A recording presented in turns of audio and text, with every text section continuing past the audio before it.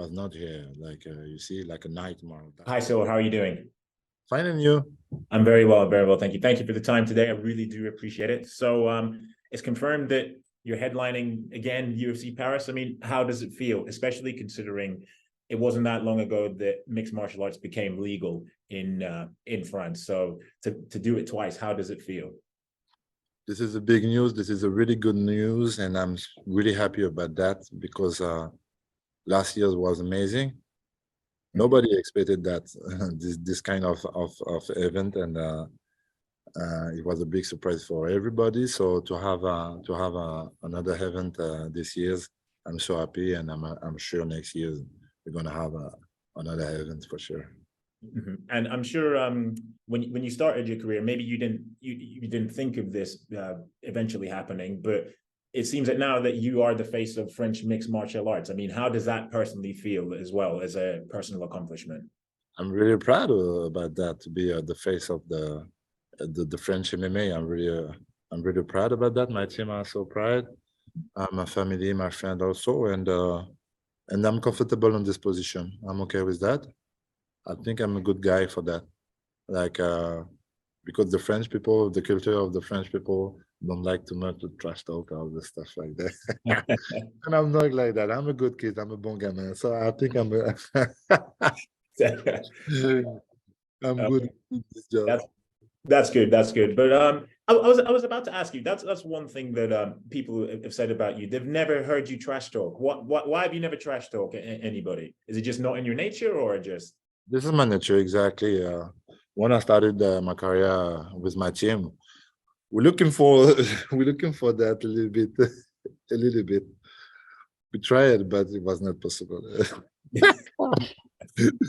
tried, but it was not possible. Good memories. That's why I love it, because sometimes just before some interview, my team told me, "Okay, say that."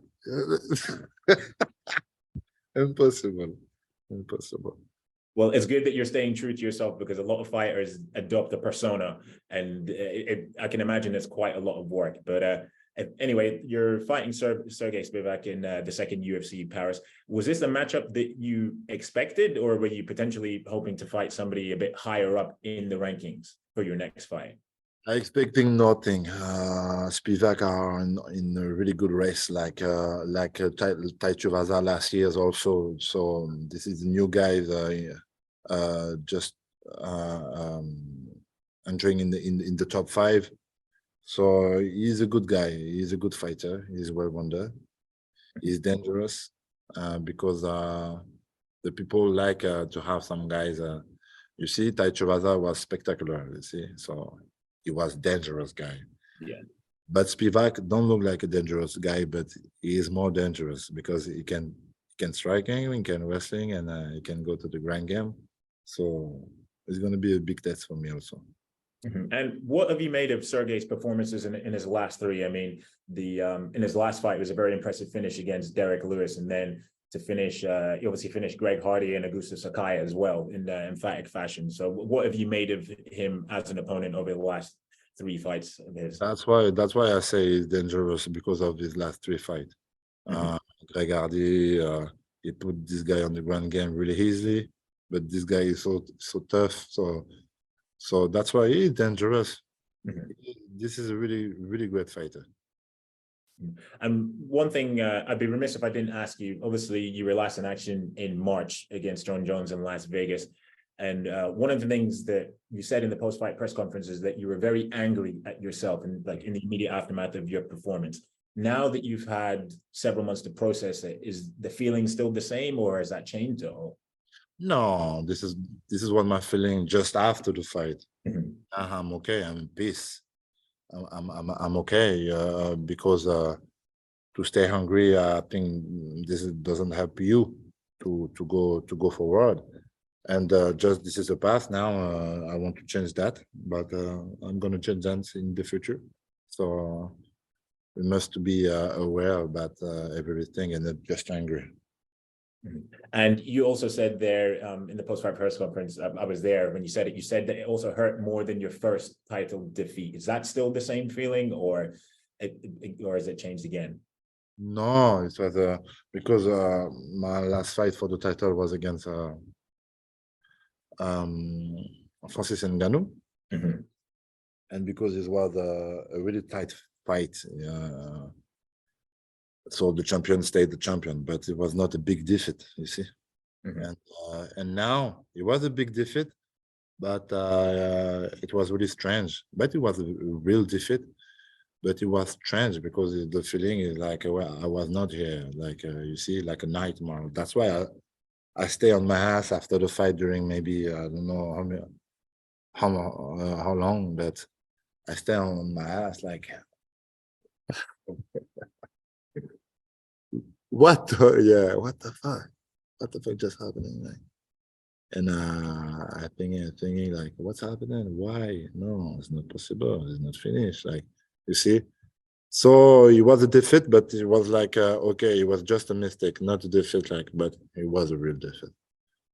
And this opportunity, this fight with Sergey is like the perfect opportunity to bounce back in the win column, because you couldn't have asked for a better opportunity, obviously being in Paris and an opponent that's on a 3-fight win streak. J'ai la fin de la question. C'est quoi la question? Merci. Ce combat est une opportunité pour rebondir. Est-ce que, selon toi, est-ce que c'est pas la meilleure opportunité pour I don't know if it's the best opportunity. I don't know. I don't know. Maybe not. Like I said, the people underestimate this guy for sure. Not me. For me, he's a dangerous fighter. He can do everything. He is comfortable on every on the striking game, on the wrestling game, on the ground game. So you see, maybe Taichuaza was maybe a better fight. You see, because he's very well on the striking, but only not too much on the ground game. You see, so you can escape if you have. You see, this guy are more dangerous because he's more well-rounded. You see, though, if the perfect, I don't know, but just this is my next opponent. I don't thinking about yes, he's good, he's better, he's not better.